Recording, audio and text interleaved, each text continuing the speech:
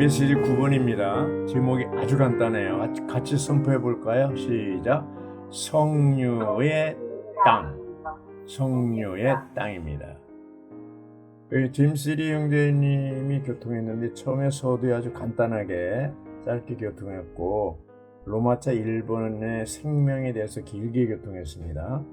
신명기 8장 8절을 읽으셨는데 그 땅은 밀과 보리와 포도나무와 무화과나무와 석류가 있는 땅이며 올리브나무와 그 기름과 꿀이 있는 땅입니다 라고 말했습니다.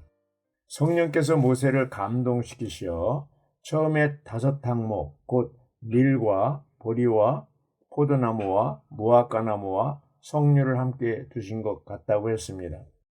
한 그룹으로 묶인 이 항목들은 바로 밀로 시작해서 석류로 끝난다고 했습니다. 이것은 매우 의미심장하다고 했습니다.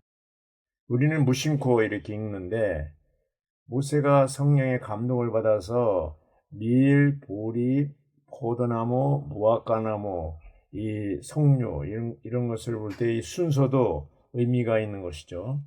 누가 로마자 1번을 읽어주실래요?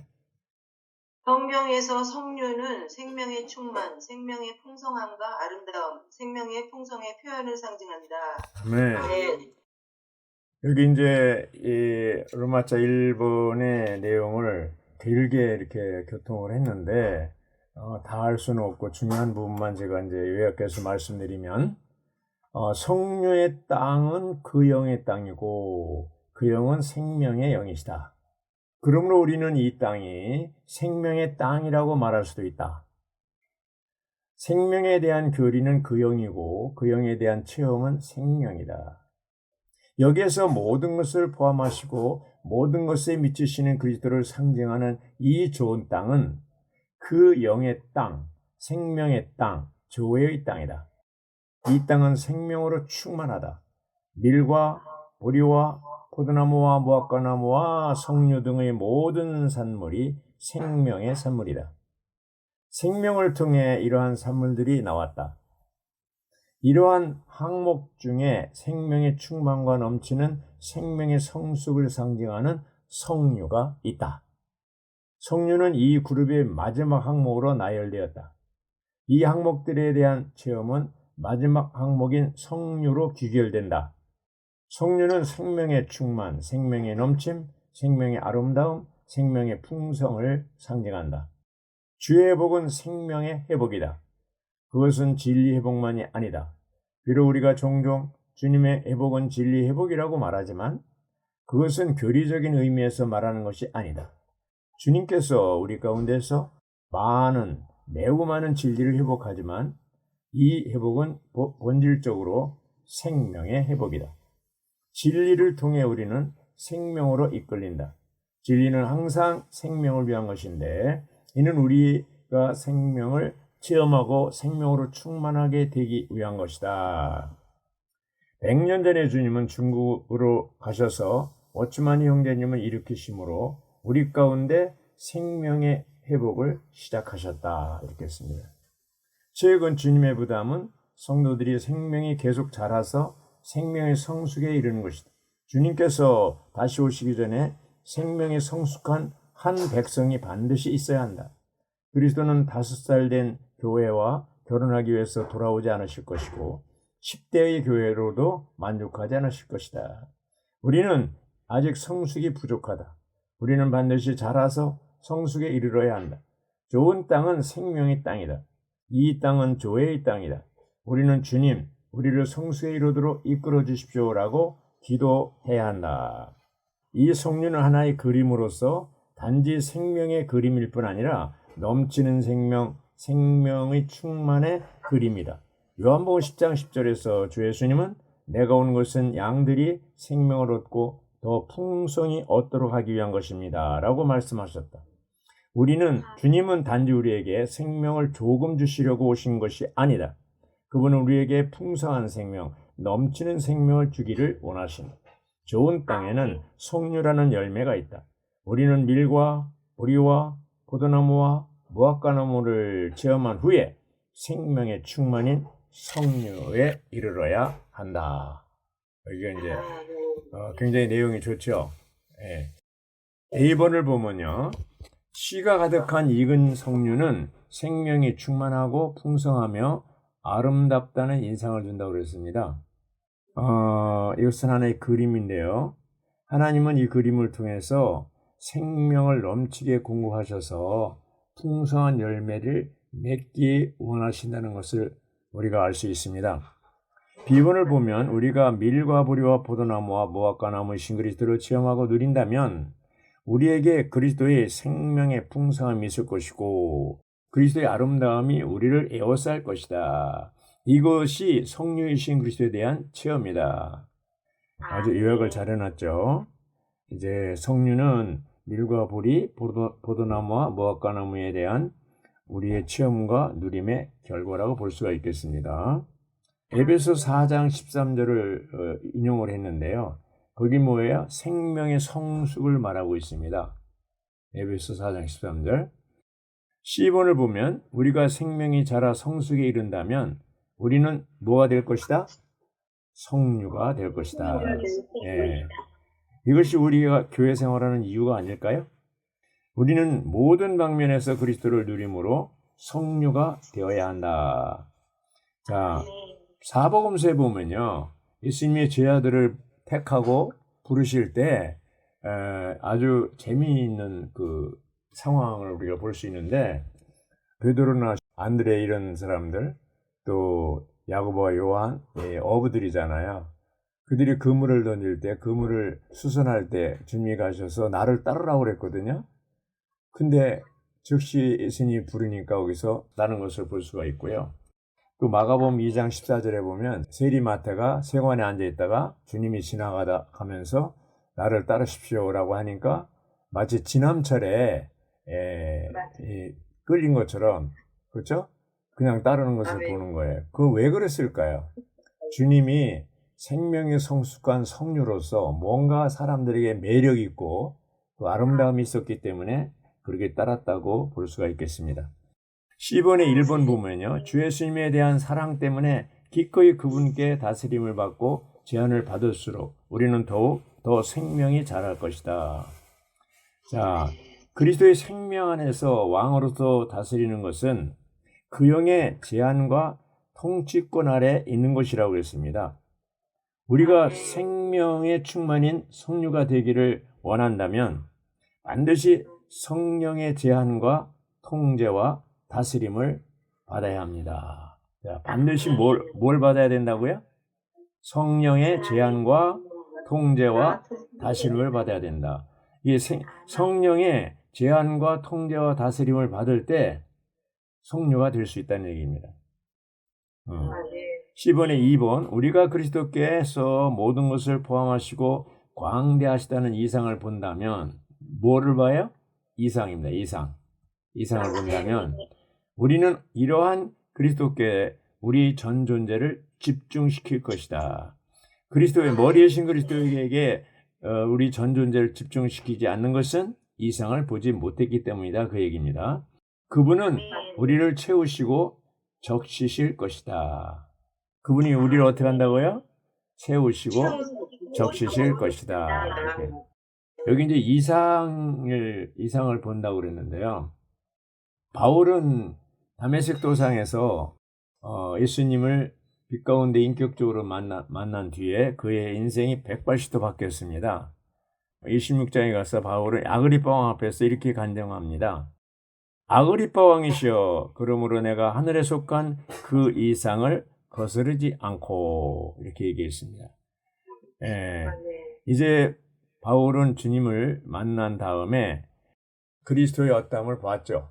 그리스도가 교회의 머리라는 것도 봤고 또 몸이신 그리스도를 또 봤고 그래서 아그리빠 왕 앞에서도 담대하게 그 이상 자기가 본 이상을 간증하는 것을 볼 수가 있습니다. 구약의 잠언 기자는 29장 18절에 뭐라고 그랬냐면 이상이 없는 백성은 제한을 벗어던지나 멋대로 사는 것이죠. 멋대로 산다는 거예요. 이상이 없으면 우리가 이상이 있다는 것은 우리의 인생의 목표가 정해졌다는 것이고 거기에 제한을 받는 것을 말하는 것입니다. A번 로마자 1번에 C번에 2번에 A번을 보면 우리의 존재는 광활하시고 측량할 수 없이 풍성하시며 광대하신 그리스도로 점유될 것이라고 그랬습니다. 여기 어떤 그리스도예요? 광대하신 그리스도입니다. 광대하신 그리스도. 네. 아주 그 측량할 수 없는 그리스도의 풍성이라는 말을 쓰잖아요. 에베소 3장 8절에 측량할 수 없는 그리스도의 풍성. 그래서 이제 모든 성도들과 함께 그 너비와 길이와 높이와 깊이가 어떠한지를 깨달을 수 있는 충분한 역량과 이렇게 얘기하고 있습니다. 자, 이제 이런 그리스도, 측량할 수 없는 그리스도, 이런 그리스도를 우리는 어떻게 그 놀라운 이상을 보고 그리스도를 우리가 취할 때 어떻게 돼야 그리스도가 우리를 또 적시시고 채우신다는 것이죠. 우리에게 있어서 삶은 우리를 소유하시고 그분 자신 우리를 채우시고 점유하신 그리스도일 것이다. 이렇게 됐고요. 3번 그리스도 안에서 충분히 성장한 사람이 되는 것은 그리스도로 채워지고 적셔지며 침투되는 것을 말한다고 그랬습니다. 우리는 우리의 영 안에서 그리스도로 점유될 뿐 아니라 우리 혼 안에서도 그리스도로 점유되어야 합니다.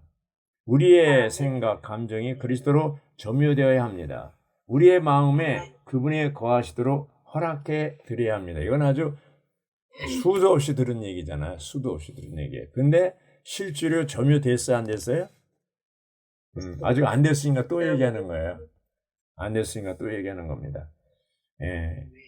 그래서 여기 이제 3번에 A번 보면 이것은 우리 존재의 각 부분이 그리스도로 점유 얘기하는 것이다. B번 이것은 골로새서에 계시되신 그리스도를 체험한 결과 생명이 자라고 성숙하게 되는 것이다 그랬습니다. 이상하게 요즘에는요 골로새서를 많이 인용합니다. 여기 이제 그 라이프스타일도 그렇고요.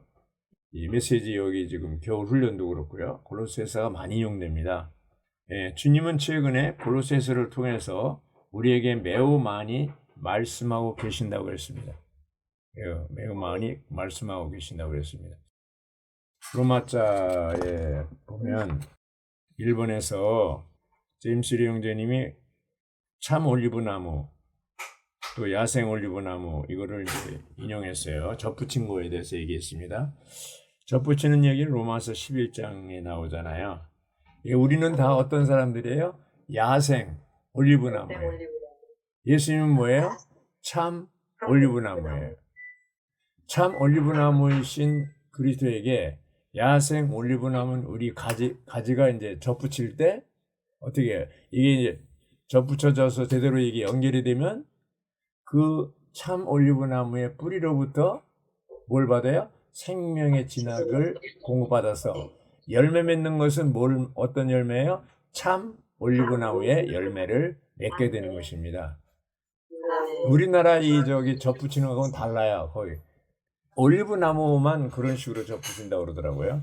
참 올리브나무에 야생 올리브나무를 접붙인다 이렇게 되어 있습니다. 로마자 2번을 누가 읽어주시죠? 대제사장 겉옷의 옷단에는 석류와 금방울이 달렸는데 이 겉옷은 교회를 상징합니다. 아멘. 자, 여기 이제 보면요.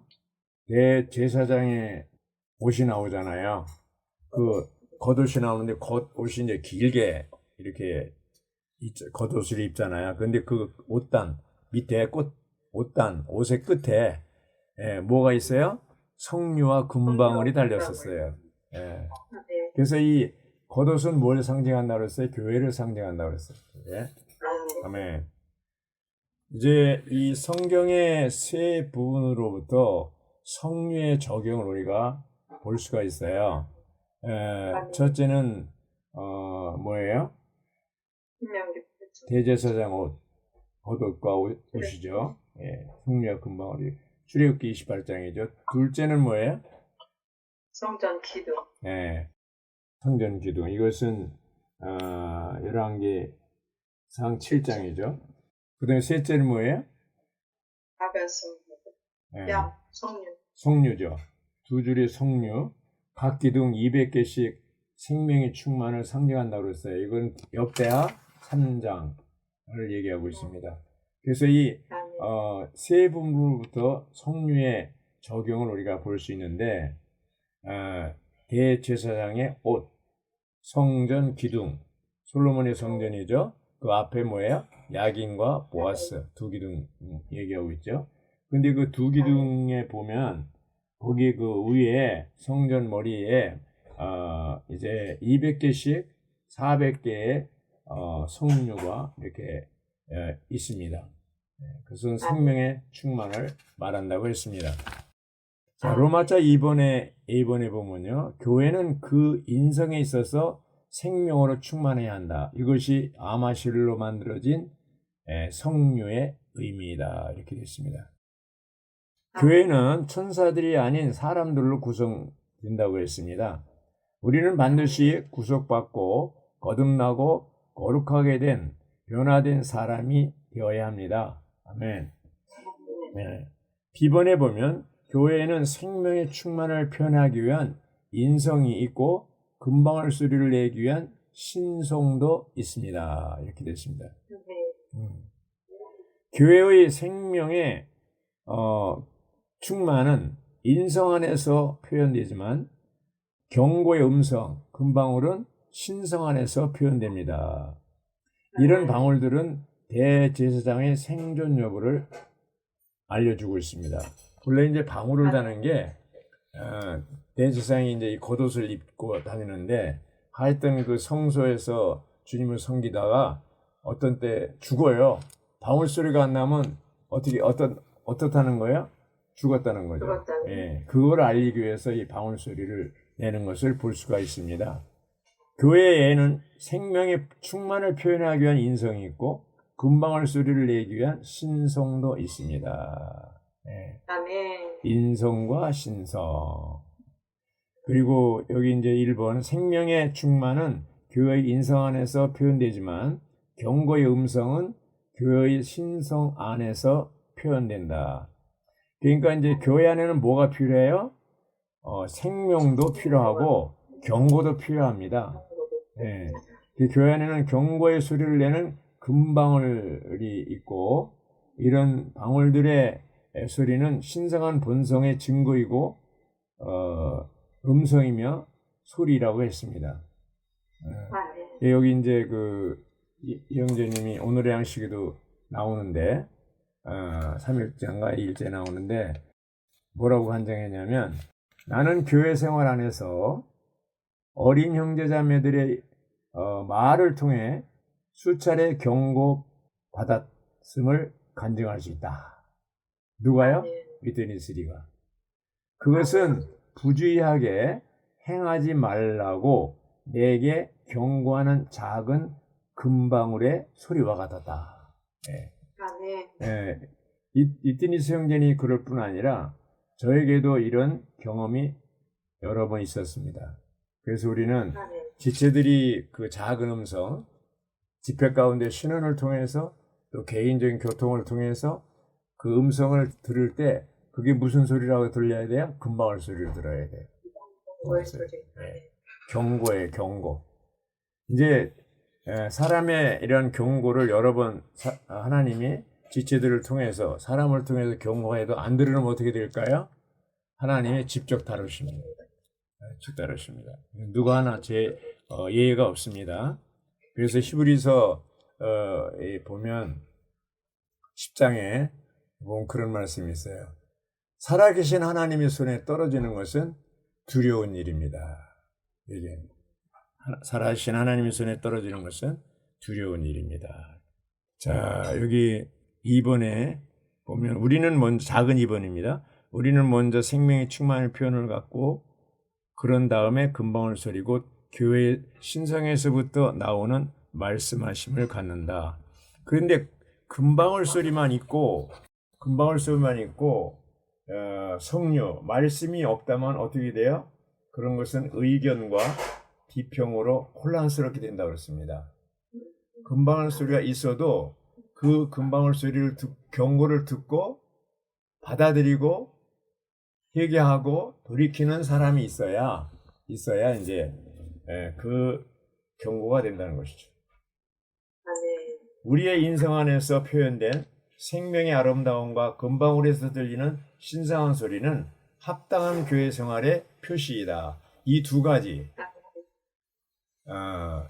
성류, 이 말씀, 생명의 말씀과 경고의 금방울 소리, 이 두 가지가 교체해서 이루어져야 합당한 교회 생활이라고 할 수가 있고요. 합당한 교회 생활은 높아진 인성으로 가득해야 됩니다. 그래서 주님의 회복 안에 있는 교회들이 이러한 인성의 성류와 신성의 방울들로 조화를 이뤄야 됩니다. 이것이 하나라도 부족하면 문제가 있는 것이죠. 자, 로마서 3번을 누가 읽어주시죠? 성전 기둥 꼭대기에 기둥머리를 두르고 있는 성류 200개는 성류의 풍성의 표현을 상징한다. 아멘. 네. 성전 꼭대기에 뭐가 있다고 그랬어요? 기둥머리가 있다고 그랬어요. 네. 그 기둥머리에 뭐가 있어요? 200개, 각각 200개의 성류가 있다고 그랬어요. 이건 뭘 표시한다고요? 생명의 풍성의 표현을 상징한다고 했습니다. A번을 보면요, 자신을 심판하고 자신을 아무것도 아닌 것으로 여기는 이들은 얽혀있고 복잡한 상황 가운데서 완전한 책임을 질 수 있을 것인데, 이것은 그들이 자신에 의해 살지 않고 하나님을 믿음으로 살기 때문이다. 따라서 그들은 생명의 풍성을 200배로 표현한다. 여기 이제 백합화가 나오잖아요. 백합화. 기둥머리 꼭대기에 있는 백합 모양은 하나님을 신뢰하는 삶을 상징한다고 그랬고요. 두 줄의 성류 200개는 생명의 충만을 상징한다고 그랬습니다. 자, 이런 기둥이 참 중요하잖아요. 계시록 3장 12절에 성전 기둥이 나오거든요. 이게 누구나 그랬어요? 빌라델피아 교회 이기는 이에게 성전 기둥이 될 것이라고 얘기했습니다. 그리고 갈라데 2장 9절에도 보면 기둥 같은 야고보와 게바와 요한이라는 말을 썼습니다.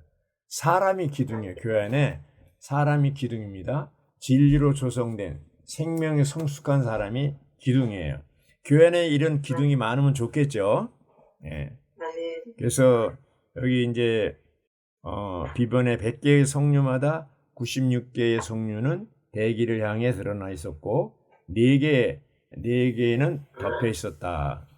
여기 생명의 풍성의 표현은 영원토록 완전하고 부활의 신성함 안에 있으며 그 영안에 있다고 그랬습니다.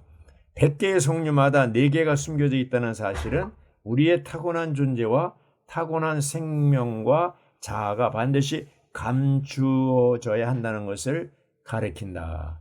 성류 4개의 자아가 있는데 그거는 드러나면 96개의 성류는 사라진다고 그랬습니다. 그래서 이 자아 앞에 밀과 보리, 포도나무와 무화과나무 이 과정을 거쳐서 뭐가 처리돼야 돼요? 자아가 처리돼야 됩니다. 자아가 처리가 된 사람만이 성류가 될 수가 있습니다.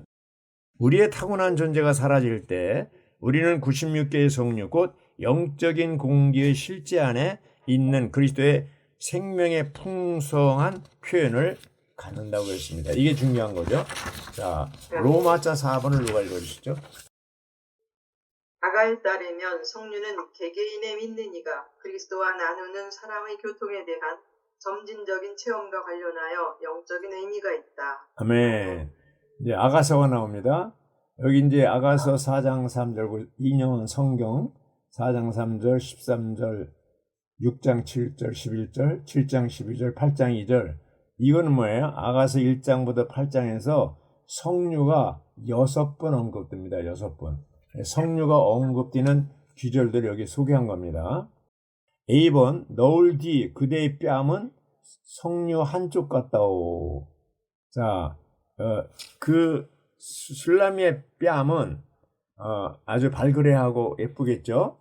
근데 그게 뭐가 같으냐? 석류 한쪽 것. 석류 같다고 그러질 않고 석류 한쪽 같다고. 이건 뭐예요? 석류를 쪼갰다는 얘기죠. 석류가 그냥 있으면 아름답지 않겠죠. 석류를 딱 쪼개면 어떻게 돼요? 거기에 와, 아주 아름다움이 나타나잖아요. 예. 그러니까 석류 얘기만 하면 자꾸 입에서 침이 나와가지고. 예.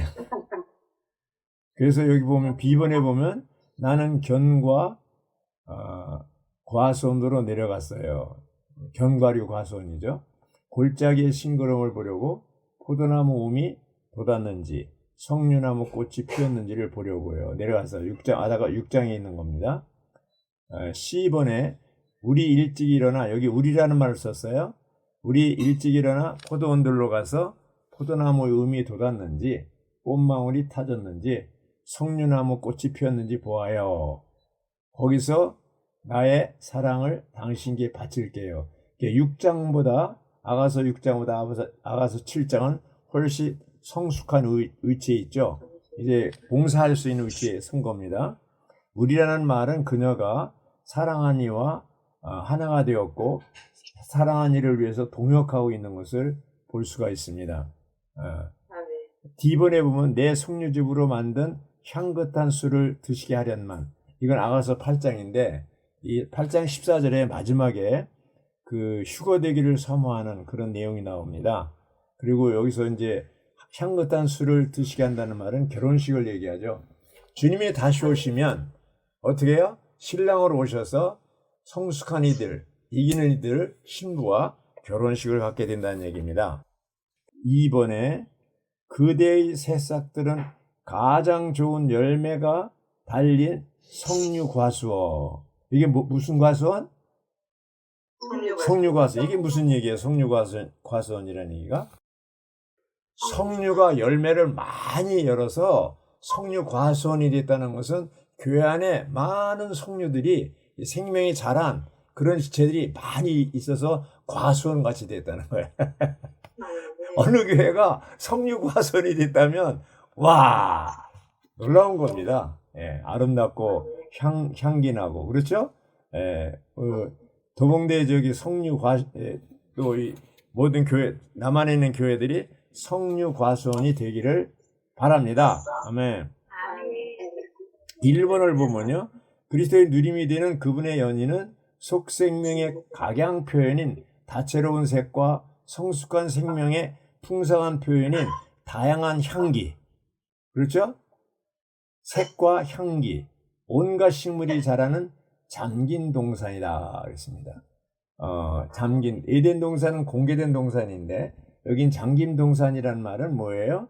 바로 이 술람미가 솔로몬만을 위한 동산이라는 것이요. 동산은 공장도 아니고 학교도 아니고 뭐예요? 즐거운 곳이죠. 누림이 충만한 곳이죠. 아름답고 누림이 충만한, 즐겁고 누림이 충만한 것이 바로 동산입니다.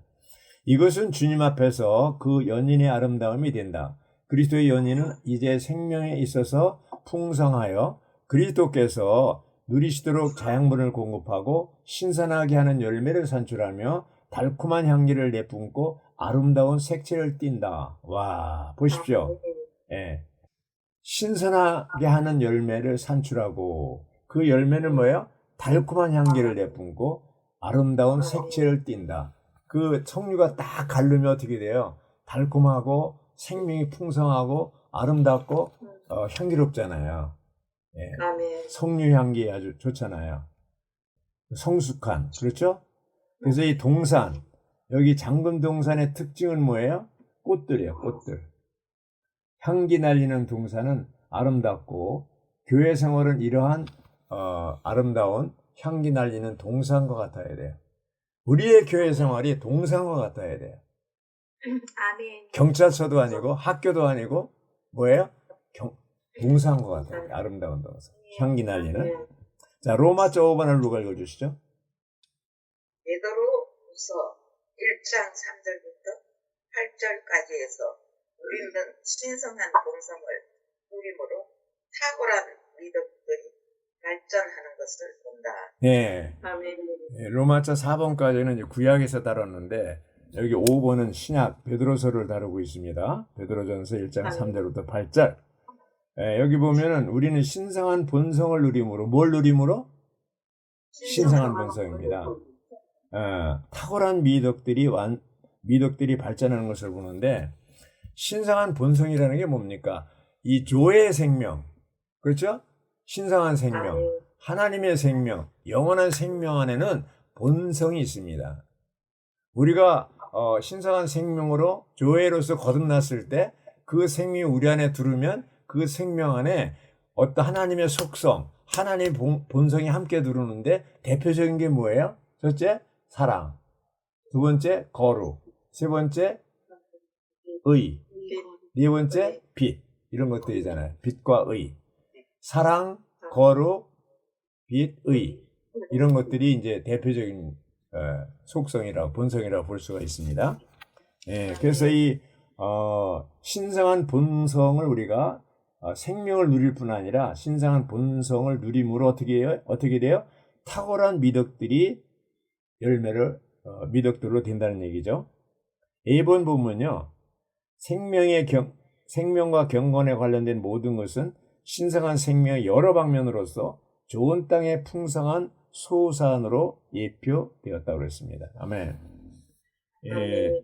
이제 여기 그 씨 안에 있는 미덕들이 계속 이제 증가하려면, 자라면 씨가 토양이신 그리스도 안에 심어져서 꽃피고 열매가 맺힐 때까지 어떻게 돼요? 자라야 됩니다. 자라요. 밑으로는 뿌리를 내리고 위로는 자라야 됩니다. 할렐루야. 그렇죠? 이제 자라려면 뭐예요? 바로 교회 생활 안에서 우리가 끊임없이 토양이신 그리스도의 뿌리를 받고 끊임없이 영향을 이제 공급받고 자라야 됩니다. 여기 1번의 생명은 속에서부터 우리를 살게 하는 것이고, 경건은 안에 있는 생명이 밖으로 표현된 것이다. 2번 안 읽었죠? 읽었어요? 네. 그 다음에 2번에 2번. 생명은 내적인 에너지, 곧 내적인 힘으로써 외적으로 경건을 산출하며 이 경건은 영광으로 인도하고 또 영광을 가져옵니다. 여기 이제 B번에 믿음은 생명의 모든 것을 포함한 씨로 여겨질 수 있으며 사랑은 생명의 씨가 완전히 발전한 열매로 여겨질 수 있다. 자, C번이 이제 결론입니다. 제일 중요합니다. C번이 누가 읽어주시죠? C번. 결국 우리는 믿음이라는 씨로부터 시작하여 미덕과 지식이라는 뿌리들과 자제의 줄기와 인내의 경건이라는 가지들을 거쳐서 형제사랑과 신성한 사랑의 꽃과 열매에 이르는 생명의 충만한 발전과 성숙을 받게 될 것이다. 베드로후서 1장 5절부터 8절에 있는 말씀이 결론이에요. 메시지 8번의 결론이에요. 여기 보면 이제 믿음이라는 씨, 그렇죠?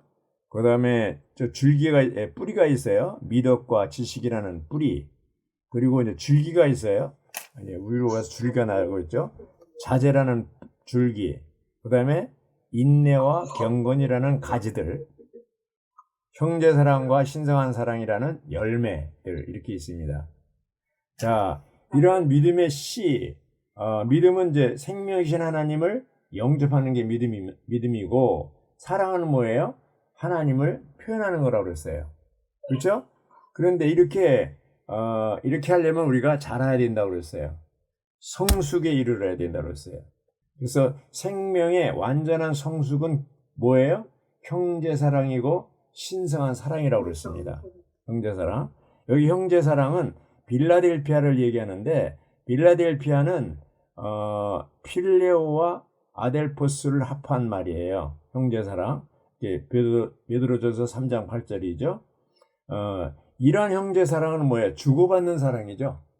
주고받는 사랑입니다. 베드로후서 1장 7절에도 나오죠. 형제사랑. 서로 사랑하는 거예요.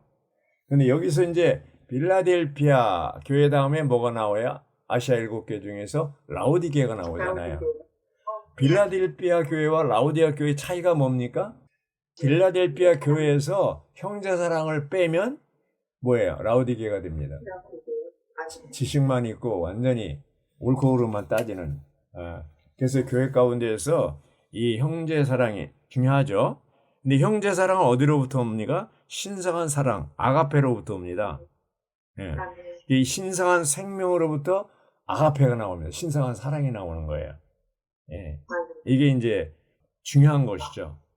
오늘날 세상에서도 사람들은 유행가 가수들은 다 사랑 노래 뺀겨 사랑이라는 말 빠진 노래가 별로 없어요. 다 사랑 타령을 하지만 실제로 어떤 사랑이에요? 천연적인 사랑, 인간의 사랑이에요. 아가페의 사랑은 아닙니다. 신성한 사랑은 아니에요. 이 신성한 사랑은 어디로부터 와요? 신성한 생명으로부터 나오는 거예요. 하나님의 세상을 이처럼 사랑할 때 이 사랑은, 이 신성한 사랑은 뭐예요? 주기만 하는 사랑이에요. 우리가 다른 사람을 사랑할 때 조건적으로 사랑하는 것은 인간적인 사랑이에요. 어떻게 보면 기부에 주고받는 사랑이에요. 우리가 정말 신성한 사랑, 하나님의 사랑을 가지고 있다면 최고의 가장 높은 생명의 단계에서 가장 높은 단계잖아요. 이 단계에 단계에 있는 사람들이 성류 과수원이 된다면 그 교회는 정말로 놀라운 교회죠. 놀라운 교회입니다. 아름답고 향기나고 정말 즐거운 그런 동산과 같은 교회죠. 그런 사람이 많이 이렇게 성숙한 사람들이 많을수록 더 많은 향기가 나고 더 많은 즐거움이 있을 거고 동산이라고 볼 수가 있겠습니다. 그래서 우리는 이런 것을 볼 때 그 마태복음 22장에 보면 이제 한 사람이 예수님께 물었어요. 가장 으뜸되는 계명이 뭐냐고 그랬더니 첫째는 하나님을 사랑하는 것이고 둘째는 사람을 사랑하는 거라 했습니다. 마음을 다하고 뜻을 다하고 힘을 다해서 주 너의 하나님을 사랑하는 것이고 이게 다 아가페입니다. 내 이웃을 네 몸같이 사랑하는 거였어요. 이러한 사랑이 있을 때 그게 바로 성류과수원이에요. 네. 우리가 정말 이 단계까지 이제 성숙해서 우리 모두가 정말 이렇게 조건적인 사랑이 아니고 무조건적인 사랑을 할 수 있는 이러한 형제 자매님들이 되기를 바라고요. 바로 하나님은 사랑이라고 그럴 때 요한일서 4장 8절에 하나님은 사랑이시다고 그럴 때 그 사랑도 아가페예요. 아가페는 어디서부터 온다고요? 조회에서부터 옵니다. 조회. 그래서 우리가 이러한 그 타락한 생명, 천연적인 생명, 아담의 생명, 죄짓는 생명, 거짓말하는 생명, 이런 생명 가지고는 할 수가 없습니다. 아가페는 신성한 생명만이 신성한 사랑, 아가페를 할 수 있고 이런 사랑의 단계까지 우리가 성숙할 때 그것이 바로 어떤 과수원? 성류 과수원이 되는 겁니다. 여기까지 하겠습니다.